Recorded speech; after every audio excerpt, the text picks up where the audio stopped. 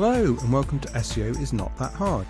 I'm your host, Ed Dawson, the founder of keywordspeopleuse.com, the place to find and organise the questions people ask online. I'm an SEO, developer, affiliate marketer and entrepreneur. I've been building and monetizing websites for over 20 years and I've bought and sold a few along the way. I'm here to share with you the SEO knowledge, hints and tips I've built up over the years. Hi, welcome to the latest episode of SEO is Not That Hard. It's me, Ed Dawson, here hosting as usual. And today I'm asking the question, are indexing tools about to get hit? And this has come up because, what was the date this happened? On I think the 11th of September, Google announced some changes to their indexing API. Okay. Now, the indexing API, if it's not something you're aware of, it's a method where you can programmatically tell Google about new pages that you want indexing. And this is an API that's been around for a long time, but it always said on the documentation of this API that it was only for pages with job postings or pages with broadcast events on, like TV broadcast or podcast broadcast or any kind of like event where you are going to be broadcasting something. So you want it to be brought to Google's attention. Google wants to know about it quickly. Same with jobs. They want to know when new job posts come up. Okay. So this is content that Google specifically wants to know about early and be able to sort of index quickly. Now, lots of tools grew up around this API that, essentially abused the API for what it was essentially meant to be used for.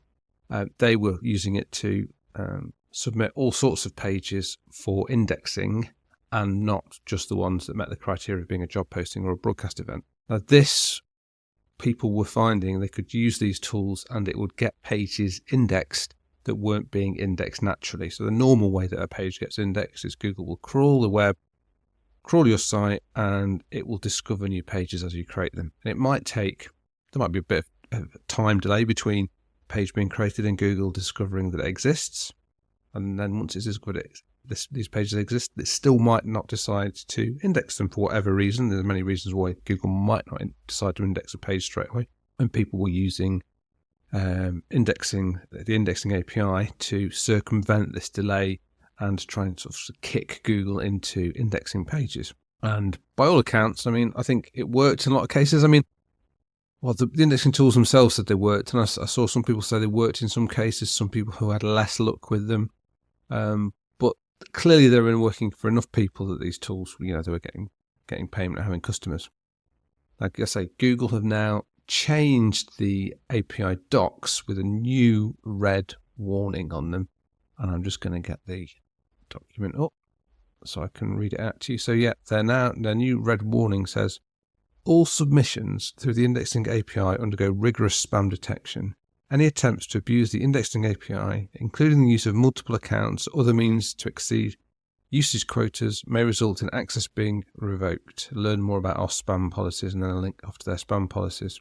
So it looks like they're really cracking down on the fact that this API is really meant to be for these short-lived pages like job posting and live stream videos, and not just about, using it as a way to try and get content indexed that isn't short-lived and is sort of a normal part of your site, and Google wants to discover these in the normal ways.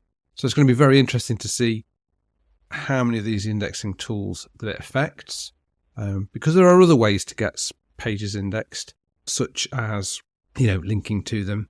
Obviously, the higher and closer to the homepage link that a page on your site is, the more likely is that it's going to be indexed, because it's going to get more page rank from the homepage, which will help rank essentially.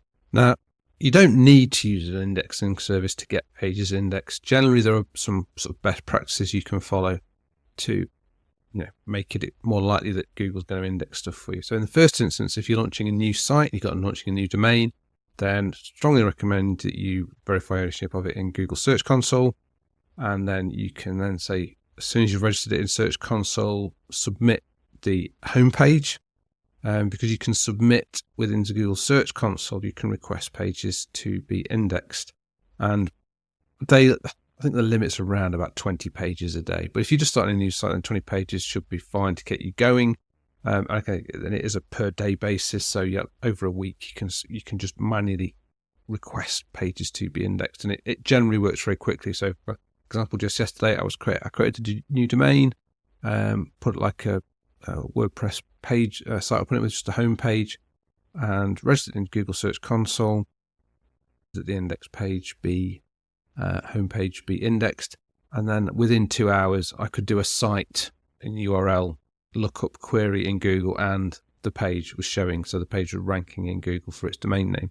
And today, the very next day, it's now ranking on page 5 for the H1 term that I put on that page, which is a long tail sort of local niche term, but it is ranking, within 24 hours. It's gone from just, within a couple hours of the ranking for its domain name, and within 24 hours it was ranking for the H1. So this is a brand new domain with no backlinks or anything like that, and got it indexed just using Google Search Console. Use sitemaps.xmls and submit that sitemap.xml in Google Search Console as well. Now, obviously, you can link to it from your robots.txt, and that should happen by default, and you should want that to happen. But you can boost the speed at which Googlebot will come along and sort of query that sitemap.xml by submitting it as well in Google Search Console. So those are the two key things you can use doing Search Console to get things indexed more quickly, or at least to get them crawled in the first instance with it. If you're doing it with a sitemap, all those pages going to get indexed? Depends how many pages you're asking, and depends the strength of your domain. Brand new domain with no page rank, with no links to it, is not going to be able to index as many pages as a site that's been in existence for a long time and it's got lots of pages linked to it, and therefore lots of page rank that it's built up that it can then flow through the site to help boost pages into the index. But those are the things you need to think about. And obviously, on the design of your site itself, always try and make sure that every page has got a link to it from another page on your site that is ideally, preferably, or an already indexed page. If you don't link to your pages that you create on your site, then Google's going to have a hard time finding them. Even if they do end up in the sitemap.xml, Google will look at it and will crawl pages, but finding it's less likely to put it in the index if it hasn't got any links, internal links to it from your site, because there's no page rank flowing to it, and page rank is a key component of deciding at what point pages are going to go into the index. So there's just a few tips to help you get stuff indexed without having to need using one of these tools or waiting for Google to discover you just in the way of the natural crawl. So just a short one today, so I hope you found that useful. It's going to be a good thing to keep an eye on how these indexing tools carry on, if they can carry on, if they do carry on, or if any other new techniques come out for helping accelerate indexing for people having issues with it.